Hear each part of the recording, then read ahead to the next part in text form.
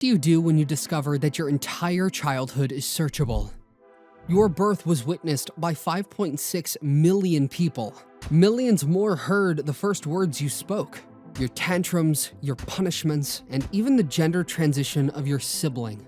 None of it was your choice. You were part of it from birth. Such is the case of Jonathan Saccone-Jolys and his family.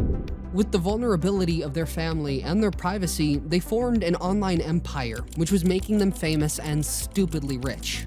But when viewers looked closely, they found an ugly truth about the family, a despicable pattern of disgusting exploitation and the worst parenting you will come across on the internet.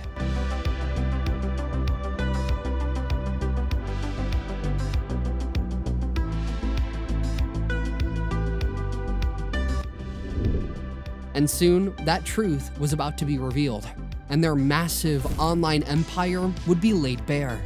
For those of you who don't know this internet family, Jonathan Saccone-Joly started his YouTube channel, La Floof, in 2010.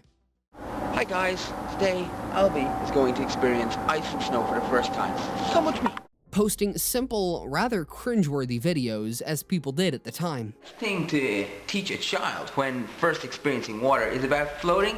There's not much you can really teach a child at that age other than floating and being experienced and feeling comfortable in the water. After a short while, he introduced his partner, Anna.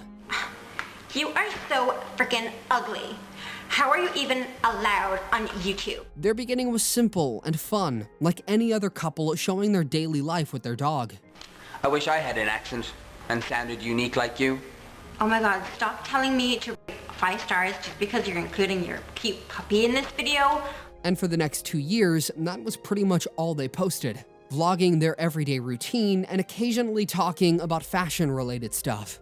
If they were lucky, they'd manage to pull a few thousand views on a video every once in a while. And what the hell does La Floof mean anyways? That is such a stupid name. I wish I could speak a foreign language. But things were about to change for Jonathan and Anna in the most unexpected way. Stuff in the car. There you go, congratulations. There you go. Vänta lite nöjdare.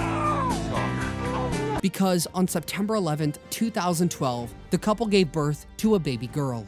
While filming your first child's birth may not sound unusual, Jonathan decided to post the entire thing on YouTube. The video ended up gaining over 5 million views, which in most cases will seem like an incredible thing for any channel struggling to break past a few thousand views. But in this case, laid the first brick in what will go on to grow into a really disturbing controversy. Jonathan and Anna immediately realized that people on the internet loved to see kids' content. So they naturally leaned fully into this family vlogs genre and featured their baby daughter in practically every single video. Good morning, Amelia. Good morning, Amelia. Hello. By 2014, the channel had taken a completely different turn. What started as a couple's vlog had turned into a typical family channel. Every morning routine was filmed, every milestone, first words, first steps, tantrums, and even bath time. They had cameras set up all over the house, all monitored and controlled by Jonathan himself. At that point, there was no such thing as privacy anymore. Every moment of their lives was being recorded, and the algorithm absolutely loved it. Naturally, brands started paying attention. Sponsors came knocking and the money kept rolling in. By the end of 2016, they'd reached 1.6 million subscribers. They uploaded every single day, always at the same time, never missing a beat. Over the years, the Saccones had 3 more kids. And just like Amelia, each one of them entered the world in front of a camera, with their lives immediately documented for millions to watch. As the kids grew older, the filming never slowed down. By the mid-2010s, there was absolutely zero sense of privacy for the family, as every moment, big or small, was turned into content. So, along the way to their online stardom, their lives stopped being theirs anymore. But that constant visibility eventually came with consequences. As the children got older and the footage became more personal, people started to feel uneasy about what they were watching. By 2019, that discomfort had reached a breaking point. A petition appeared on change.org, calling for the Saccone-Jolys family to be formally investigated. That too for child. It quickly gained traction, with over 1,200 people signing, including parents, teachers, and child welfare advocates who believed the family's online behavior had crossed a dangerous line. Thank you to everyone who have signed the petition so far and continues to share. We are 70 signings away from 1,000, and hopefully at this stage, we will get the attention of the NSPC and YouTube, and something will finally be done. As they could do as many apology videos as they want to do, they are not going to change what has been. Thank you for your support so far. But what exactly did they post that pushed people to that point? In 2019, Jonathan uploaded a 24-minute-long video titled, "Our 2-year-old has a problem." If you have experience with a 2-year-old or any age doing this, hit us up in the comments with suggestions. We have tried so many ideas and nothing seems to work with the little munchkin. Also, hope you enjoy my little DIY woodworking project. I got it completed today, so check out tomorrow's video for that conclusion.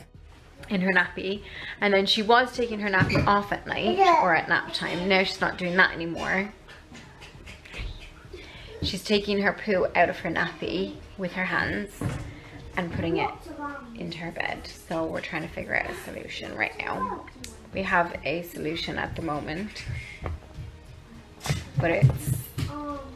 Hi. Did you get in trouble? What do you think she did? Then Anna explained what she had been doing. Sounds really cruel, and when I say it, I'm sure people are gonna say it's cruel, but this is like, has been going on for a while, so it's kind of our last resort. But apparently, if you wash them down, because obviously there's a mess, with cold water. Instagram, forums, blogs, people talking about it, discussing it, was blowing up, and everyone was talking and discussing. After this video went viral, it immediately triggered intense backlash among their audience. I'm off, I can't watch child. Please find better solutions. If you've been watching us for 6 years, how did you miss the video where we explained we didn't give her a... And this is all just a misunderstanding, with some poorly chosen words to describe a situation. Jonathan and Anna initially attempted to calm the situation by explaining they had been misunderstood. I addressed the whole thing the next day, thinking like, guys, I'm sorry, this is actually what we meant.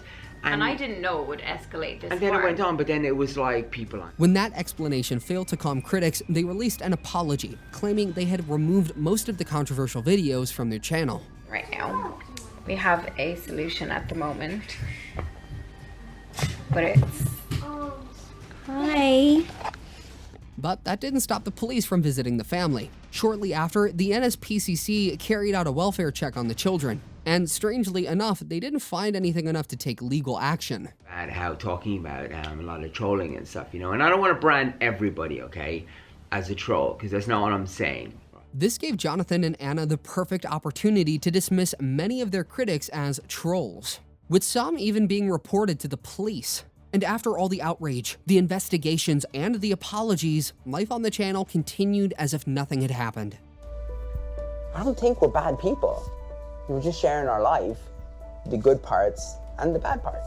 They kept defending their actions by saying that they are sharing their life and that the children wanted to be back. Although Jonathan and Anna claimed that they had deleted most of the controversial videos, the internet, of course, never really forgets. And just a few months later, the next crack in their fabricated public image started to appear. The BBC sent filmmaker Stacey Dooley to live with the Saccone-Jolys family for 72 hours as a part of the documentary Stacey Dooley Sleeps Over, the family who live online. Unlike their usual vlogs, Jonathan didn't have editorial control this time. Stacey decided what was being filmed, what was shown, and what made it to air. At first, everything looked familiar, the same polished family image the channel had always presented. But it didn't take long for Stacey to notice red flags beneath the surface. Cameras all around the house. How does it work?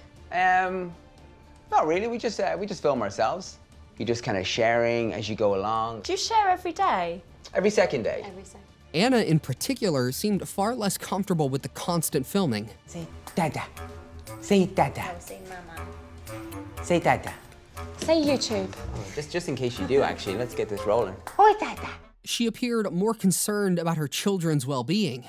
Right, you're distracting him now. Sorry. Good. And got visibly annoyed when Jonathan shoved the camera at the baby's face. I used to do my own, but it just wasn't really fair. Like, I wasn't spending all of my free time I was spending working instead of with my kids, and I just didn't like that. I was like, this isn't really... When Stacey spoke to Anna privately, Anna admitted she'd been stepping back from filming because she wanted to simply be a mother again. She wanted to spend time with her children without worrying about editing, uploading, or content schedules. You think it's okay that mommy and daddy make videos every day? No. Every second day? No. Middle? Middle. Do you like being in the videos? No. Sometimes. It's understandable. Stacey then spoke directly to the children themselves and asked how they felt about being filmed every day. Their answers were hesitant, but it was quite clear they didn't like it. He's gonna say no to everything. Is it a no day?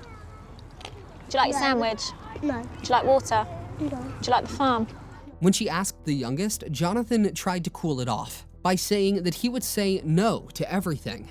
Do you like me? No, no. Yes. Yay!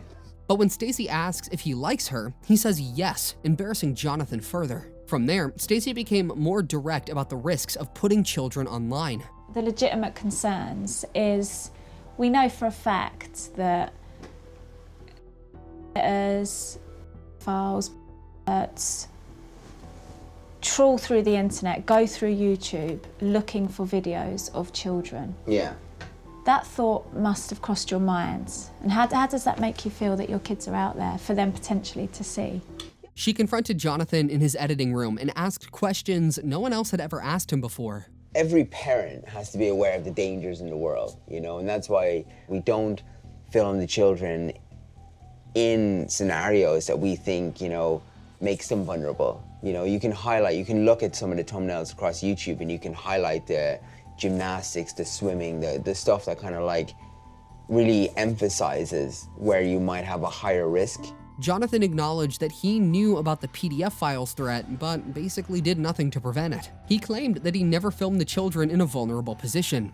How would you feel in your heart of hearts if it became apparent that a file, a sexual predator, had been looking at your children?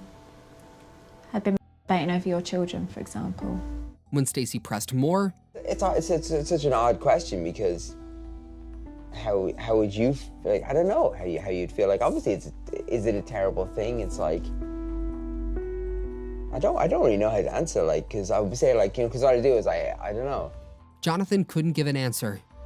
Make content for that purpose. I just make it as difficult as I can for my content to be consumed that way. I don't think there's any footage out there. There probably was in our early stuff, and I admit that, and we made mistakes, and everyone did. Bath time and stuff like that. Yeah, we kind of, because it was cute, and we had one kid, and we were like, this is fun, and stuff like that. A lot of them have been taken down now. We've removed a lot of them, and same with the pictures that we've had on our social media. And we just kind of like live and learn. Instead, he started presenting vague reassurances, saying they were mindful and only shared cute moments. But the real point of worry here is that Jonathan knew the threat existed and knew targeted family content. And he very well knew what was vulnerable. And yet, he continued building his brand around his children's lives. In 2019, while controversy still echoed from the cold shower scandal, Jonathan beat Prince William and Danny Dyer to win the Class Olson Celebrity Dad of the Year award. The timing was devastating in its irony.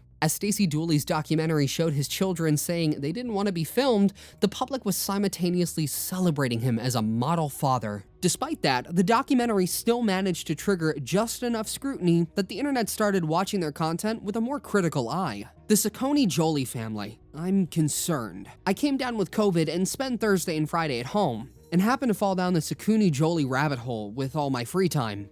I just needed to take a minute to voice my concerns because, wow, I have several. I'm not completely new to this family. About 10 years ago, I found Anna Saccone while looking for tutorials for an Urban Decay eyeshadow palette. This was back when Anna was the only one making YouTube videos, and she and Jonathan only had their oldest daughter.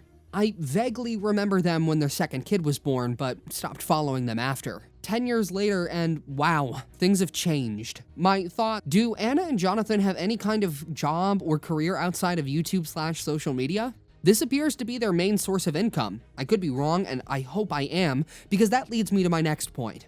This is obvious, but the kids are so blatantly being Seems like they get pretty much no privacy, and if the videos with the kids are the family's main source of income, that's a lot of pressure to put on kids that young. And a quick look at their comments section, or any Reddit thread related to the Saccone-Jolys family, made it very clear what everyone thought of them. I don't think it's something I would want to do if I had kids, but I also don't think it's for me to tell you how to raise your children and how to provide for your family. Yeah. Yeah. It's nothing to do with me. So be careful saying things like that. But the moment that truly shifted public opinion came toward the end of the documentary, when Jonathan became openly defensive in response to Stacey's concerns. She made it clear that she wasn't there to tell them how to raise their children, only to point out the risks. And instead of reflecting, Jonathan responded quite suspiciously, which clearly took her off guard. You don't know, you're not pregnant, you haven't had a baby. You know what I mean? And when you go through that process and you have a child and all you want to do is share your incredible child with the world because it's the best child ever made. Yeah. As the conversation continued, Jonathan became increasingly defensive. How is your child not going to grow up and look back and look at the kind of things that you have done in your journalistic career and think, oh my goodness, my mom is in this, or maybe something you do sparks controversy and then later your child's friends read about this a decade later and think, did your mom actually do this? He doubled down on his own arrogance. Rather than engaging with the concerns being raised, to many viewers, it felt like he was hiding something even more disturbing behind this flashy public image of a happy family. Then, in 2020, a new storyline emerged that would soon bring even more attention than any of their previous antics. One day, their child told them she was a girl. What's the main difference, would you say, between this guy here, and you now? What is the main difference? Probably like the hair. The hair? Yeah. Instead of keeping that deeply personal moment private, Jonathan reached for the camera. What followed was a series of transition-focused videos that quickly went viral.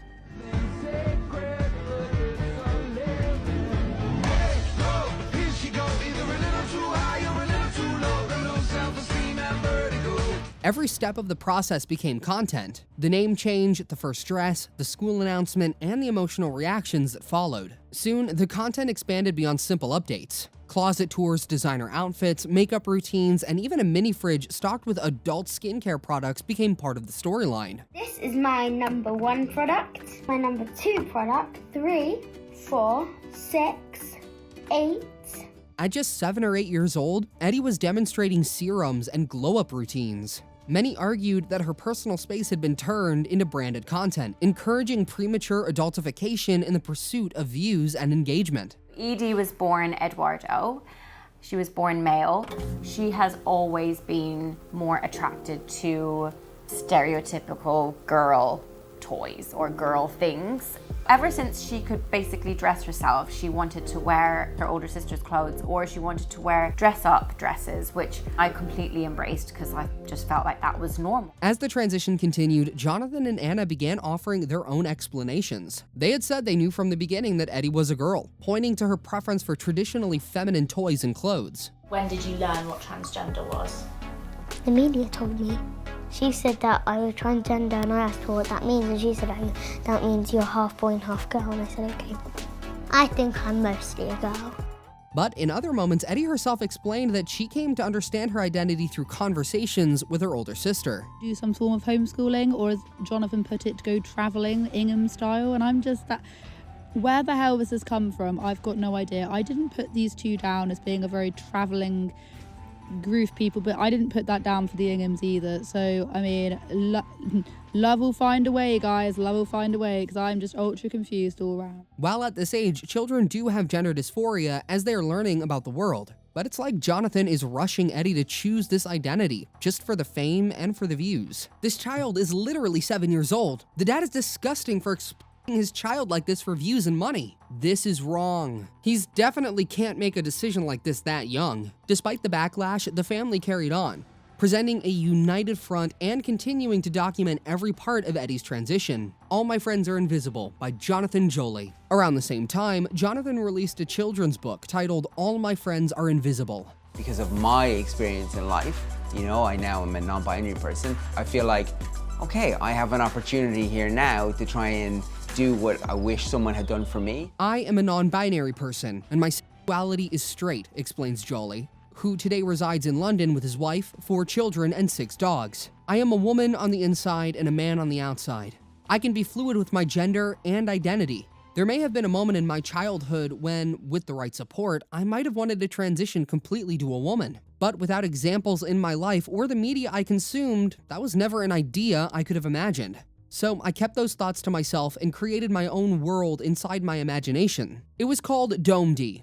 It was a world filled with invisible friends that helped me process and manage my own mental health and identity struggles. During the pandemic, Joly admits, observing my child repeat the same behaviors and thought patterns woke the girl inside of me. I was suppressing her to ensure my daughter would not be subject to a lifetime of emotional trauma and confusion like I have been. The timing once again raised eyebrows. As Eddie's transition videos brought in massive attention, the book gained visibility as well. People believed that he was perfectly sabotaging his daughter's transition and making it all about himself. Like, I know we got the lockdown year off. You know, in 2020 we kind of had a year off life in a way, and it kind of brought us all back to like the family unit and stuff like that. But then why don't we do that again, but not during a pandemic? By 2020, following the COVID-19 lockdowns, Jonathan began making major decisions about the children's education. Until then, they had attended private schools with structured schedules, classmates, and a sense of normalcy that existed outside of YouTube. As time is accelerating, how do we slow it down? I feel like you need to just like live more in the moment or something. Does that slow it? But he pushed for them to be pulled out and homeschooled instead. You know, you got tuition, you got school tuitions, you know what I mean, which is, you got mortgages, you got pensions, you got life insurance, you got like all of these other things that they just all creep up on you, and they force you to kind of like stay the set course. He framed the change as a way to slow down and be more present as a family without ever mentioning that, in reality, they were struggling with bills and expenses. Luckily, school is not back until Monday. I'm not gonna lie, I'm kind of dreading it. I mean, I know that the kids need to go back, and like, they miss their friends and they miss school, and you know, they also miss all the activities that they do and everything. Anna appeared uneasy about the entire situation. It's the stress of, you know, just having to have everything, you have to be super organized all the time, and so as not to forget things. She was worried about logistics and taking care of everything at home. However, Jonathan has already made up his mind. Over time, the children stopped attending school altogether. Depending on the situation, the reasoning behind the decision seemed to change. Sometimes it was about scheduling conflict, other times it was about Eddie's transition, and often about maintaining flexibility for filming. What never changed was who remained in control. We got this for Anna here. She's kind of afraid to drink it. Look, it's glycerin, honey, and lemon. Just pour some in there. It's like she. We're making more kids. As viewers revisited older footage, even more concerns resurfaced. In earlier videos, Jonathan made jokes that many now describe as deeply inappropriate, referencing non-consensual acts and sexual themes while children were present. In one clip, he joked about chugging Anna's drink, framing it as humor. I got it! I got it! Oh God, I got it! Ooh, we have a 2-way? 4-way? Oh yeah! Ah, you got tongue! In another, he made a comment about having more children. Mile High Club friends. Parenting Mile High Club. We're in the Mile High Club friends. He also made sexually suggestive puns around the blending adult humor into family content in a way that viewers felt crossed clear boundaries. They always use the same thing. They always go back to like 5 years ago when Jonathan made a joke about being my cereal, which he then took down the video, apologized, and donated all of the money from that video to a women's shelter. When people called out his behavior, Anna defended him, saying the comments were just jokes and that the viewers were overreacting. But for many, brushing off references to non-consensual situations as humor only reinforced the discomfort surrounding the family's online dynamic. In April 2022, Jonathan made an announcement that shocked everyone. Oh, it was 12 years of videos, so it was a lot. It took a couple of days. It wasn't a quick thing to remove them all. I just mainly top line it. It's just the internet is not the same place as it used to be. He was deleting everything, which included 2,600 plus videos, saying that he's finally realized how unfair family vlogging is. I wouldn't do YouTube today how I did it back in the day, and oddly enough, I was just listening to the news there. Taking to Instagram, Jonathan said, "I love my kids more than I love doing YouTube videos. I don't know if doing YouTube was the right or wrong thing to do, but I did it, so now I am undoing it." If you're a parent and have children, you know how socially aware your children are, and that's when I started thinking, maybe it's time to not only stop doing it, but also sort of erase it. I met Joly at the family's vast home in Surrey. Their kitchen resembles a showroom, and they have a second garden only used by their Maltese dogs. This is the house that YouTube supremacy buys, the Faustian reward for revealing everything online. To do it today, you have to step over all the lines we said we'd never cross, Joly explains. You have to expose the children more than we are ever willing to. It was fine when they were babies. We'd been saying this for years. Blank is a cute baby, but someday she won't be a baby. It's hard to walk away from. It's a 6-figure job, but it wasn't worth it. He described it as a moral awakening. Ahead of me, and that's the thing, we're heading towards, we have a 10-year-old now, and things are different, things are changing, and we've been parents for 10 years as well, so we obviously will do a lot of things different now than we did before. Our 2 youngest kids are the age that our 2 oldest kids were during the peak of when we did YouTube, and I just think it's not, it's not the same, it's not right to do it anymore. According to him, he had finally realized how wrong it was to monetize his children's lives without their permission. He stated that he wanted them to create their own story on the internet. The response was largely positive.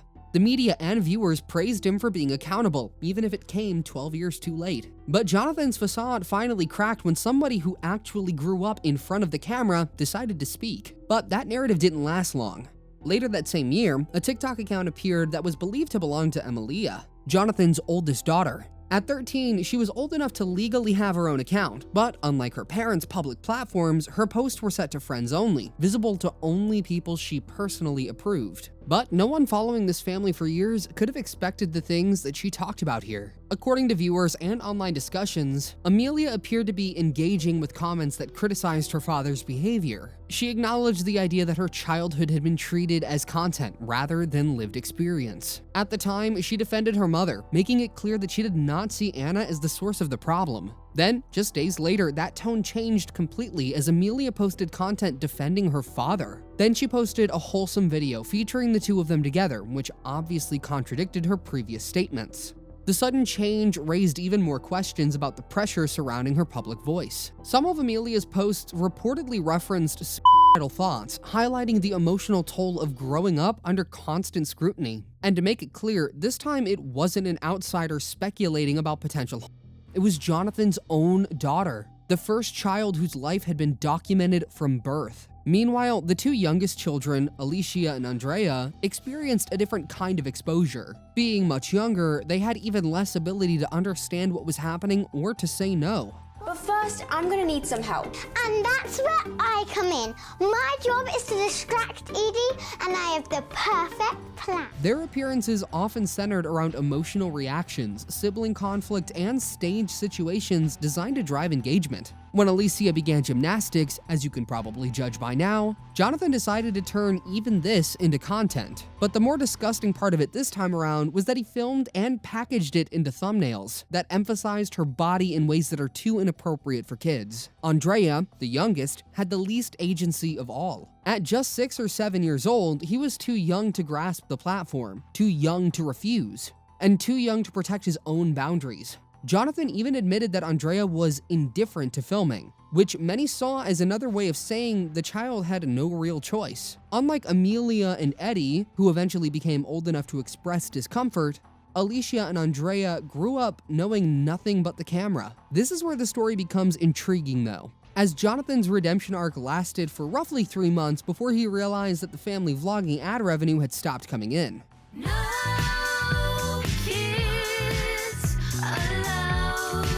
He first experimented with an adult-only podcast with Anna. No children were on board, just 2 parents discussing parenting and marriage. But it unsurprisingly didn't go well. Having built their entire audience around kids, the algorithm barely noticed it. So Jonathan came up with a new way to bring back his kids in front of the camera. He created a new personal channel called Jonathan Joly and resumed uploading children's content. But he was clever this time. Hey guys, are you ready? We're bringing Saccone-Jolys back for 2025. Okay, you are so old. Okay, that man is so old and he's been doing this for way too long. So I think it's time that I take over, and this is Saccone-Jolys for the new generation.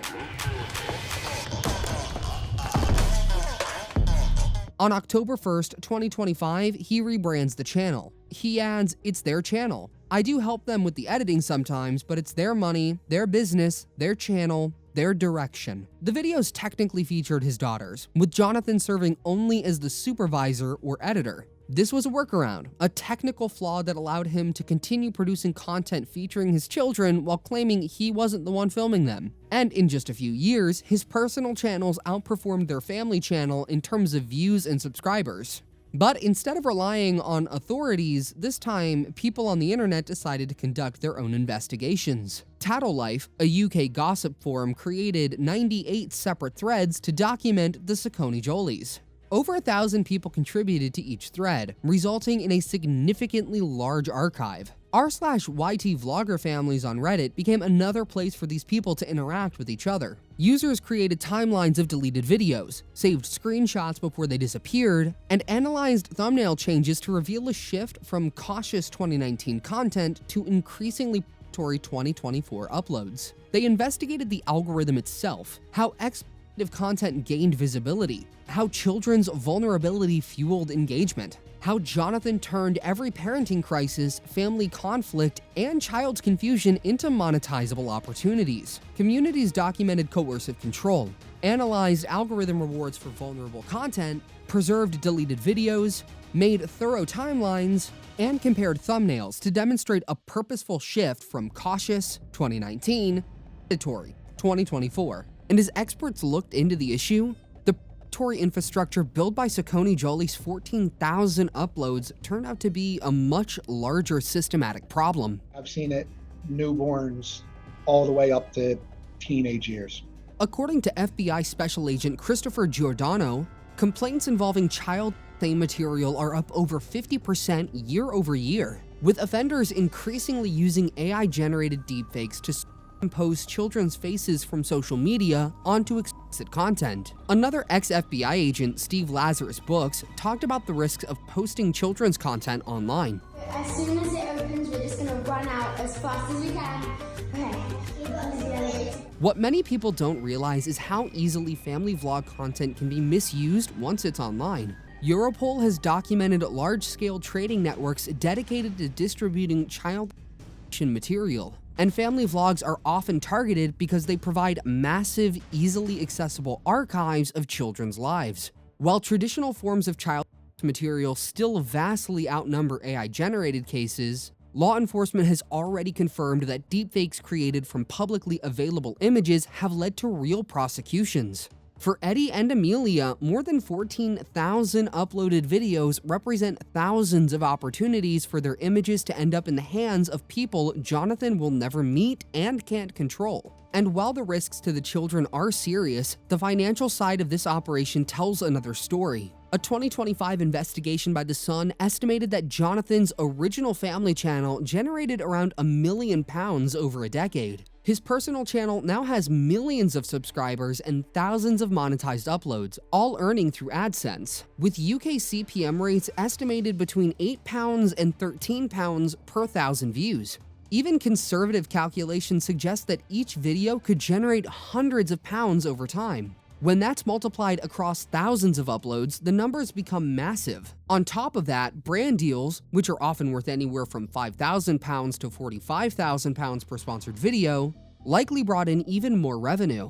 What's missing from this picture is financial protection for the children themselves. There's no public proof that they were guaranteed any share of the money their content made. Jonathan has said his daughters manage finances, but in the UK, parents can legally write off things like groceries, utilities, and even home renovation if the house is considered a filming location. So while the channel was making money, it's unclear how much, if any of it, actually went directly to the kids. And for Alicia and Andrea, the youngest ones, There were even fewer safeguards. Their appearances weren't covered by child labor laws, and whatever money their videos brought in was never openly accounted for. So in other words, not only did Jonathan exploit his kids financially, he made a permanent digital record of the exploitation.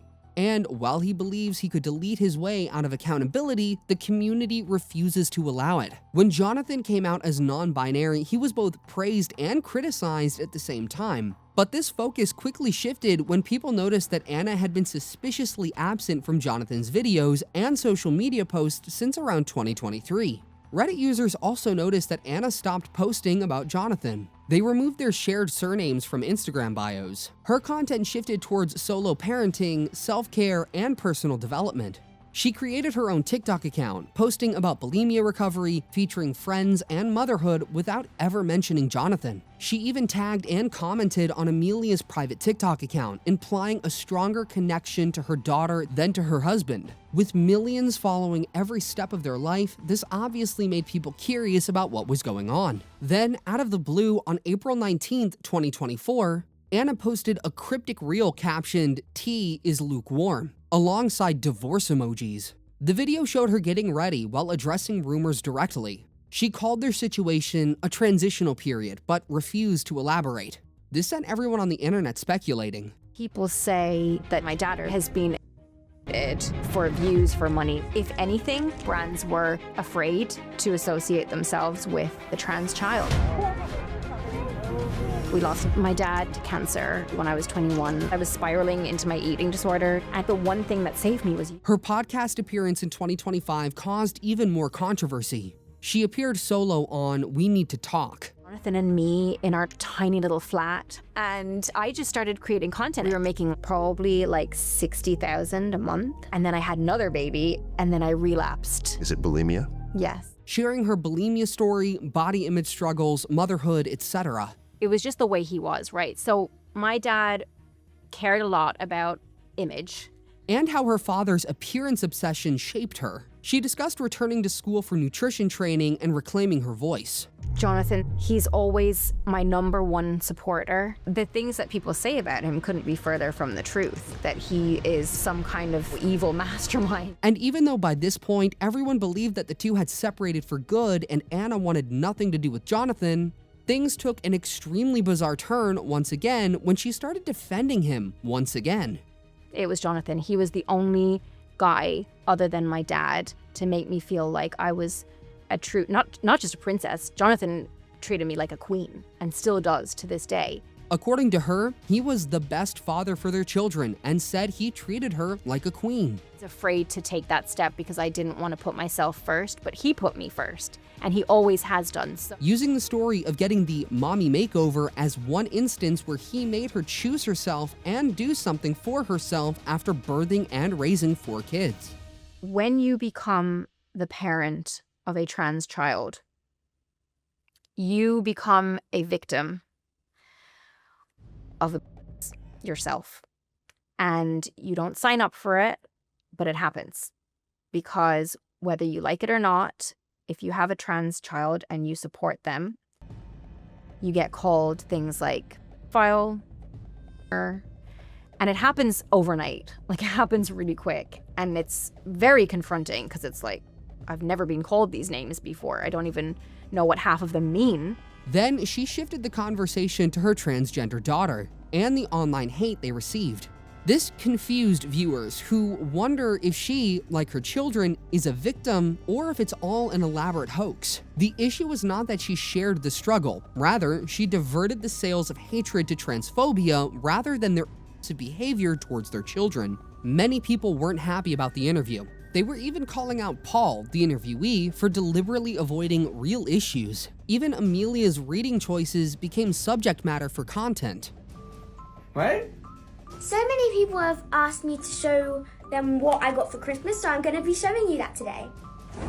So first, I got this from one of my friends at Stagecoach, and I'm very happy about that. My parents got me two from the exact same author, which was pretty cool. She was given Girl in Pieces by Kathleen Glasgow at Stagecoach when she was just 11 years old. The book contains a lot of graphic scenes, Parents say the book provides an insightful look into mental health struggles, though many warn it contains triggering themes. While some find it educational and relatable, especially for teens dealing with similar issues, others express concerns about its heavy content and language, suggesting that it might be best read with parental guidance or discussion. And instead of listening to the concerned viewers, Jonathan and Anna went on to buy her the sequels and posted the haul online. People obviously viewed it as reckless parenting under the tag of relatable teen moments, which was completely inappropriate for an 11-year-old child. And somehow, they managed to make this exploitation even more sickening.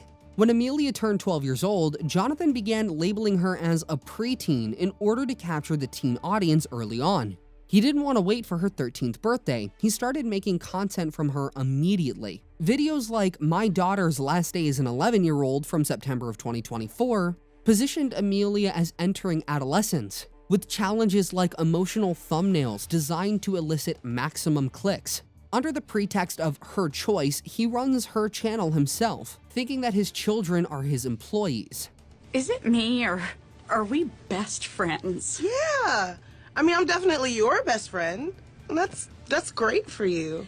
This time, even Anna's role at this stage of view farming was quite clear, as she shared teen mom content about navigating preteen motherhood with her daughters while studying nutrition. She frequently featured Eddie as her trans kid, sharing pride posts and before and after transitions to show support and love.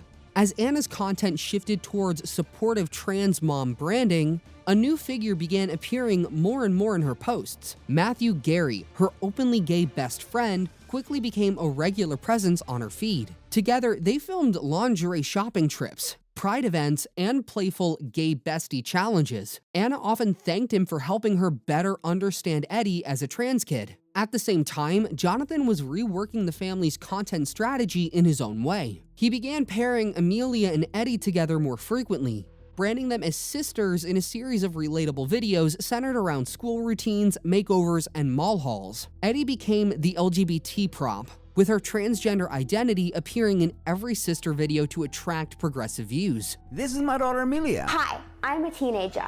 This is her little sister Alessia. Hi, I wish I was a teenager. So I knew what I had to do. So today I'm going to be challenging Amelia to turn Alessia into a teenager. What? That is so cool. You're gonna be a mini me. I'm sure mom and dad will probably hate it, but I think that'll be really cool to have a mini me. She made her little sister a teenager, showed Amelia transforming Alicia, while Eddie appeared as the diverse sibling. Uploads exploded for Jonathan Joly, Saccone-Joly, and the new sisters' branding. When Amelia finally turned 13, it marked the start of yet another wave of uploads. The so-called new content had the same old patterns of frequent uploads, vulnerable thumbnails, and unnecessary body exposure. Jonathan began using more suggestive imagery in his thumbnails, showing his daughters in swimsuits or gym outfits, with carefully chosen poses and expressions to grab attention. Every parent has to be aware of the dangers in the world, and that's why we don't film the children in scenarios that we think, makes them vulnerable. You can look at some of the thumbnails across YouTube and you can highlight the gymnastics, the swimming, the stuff that kind of like really emphasizes where you might have a higher risk. A few years ago, Jonathan told Stacey Dooley that he would never put his children in a vulnerable situation. But now he was doing that exact thing, all for the sake of content and money. Even after more than a decade, nothing has changed. Jonathan is still filming his daughters, creating challenges, shopping trips, and relatable teen moments centered on the kids, whether they want to be there or not. Anna has quietly refocused the spotlight on herself, positioning herself as a stylish, supportive trans mom with a gay best friend, while the children continue to be the emotional draw for the audience.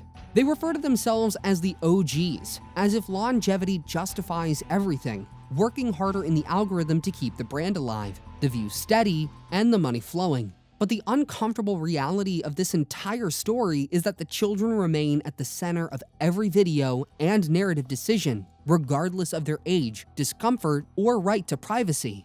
They don't get to choose when the camera turns on, when the comments come in, or when the internet goes away. But their parents do, and they continue to prioritize profit over privacy.